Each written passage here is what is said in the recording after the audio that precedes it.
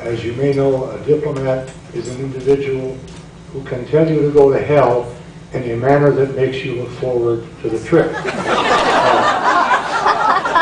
And I only use that introduction because, as my colleagues know, I have a very active sense of humor, although I take issues very seriously. I was invited to take part in this flotilla by Paul.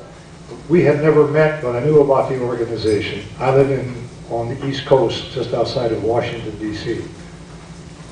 And I wanted very much to take place because I've spent a major portion of my adult life living in and working on what we call the Middle East. And I need to tell you that I do a lot of speaking, and I often introduce myself as a Middle East expert. And I say I do this with some confidence because unlike the vast majority of Americans, I know where it is. And I wanted to do something more concrete, if you'll excuse the expression, something a little more meaningful and visible than talking about the Middle East, which I had done for all these years, which is why I took part in the flotilla. And despite everything that has happened, I'm extremely glad and proud that I did.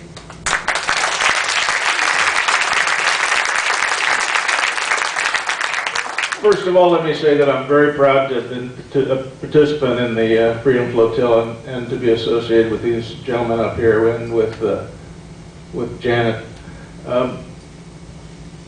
The thing that struck me most about the flotilla, aside from the attack itself and how we handled that, was when we first almost left Piraeus, the port of Piraeus.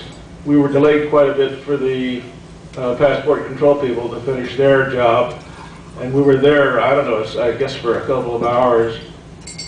And my experience, having lived in Saudi Arabia for 20 years, is that Arabs tend to discuss things very loudly.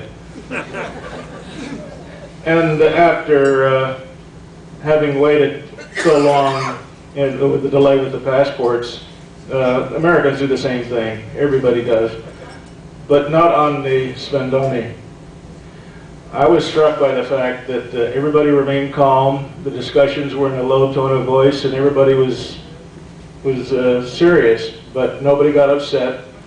Nobody started ranting or raving or saying, when are we going to leave, or anything like that. It was just like we were all focused on the event and the seriousnness of the event and the seriousness of what we were trying to do. That's basically I think one of the highlights of the trip was just everybody coming together and just acting as one person, really.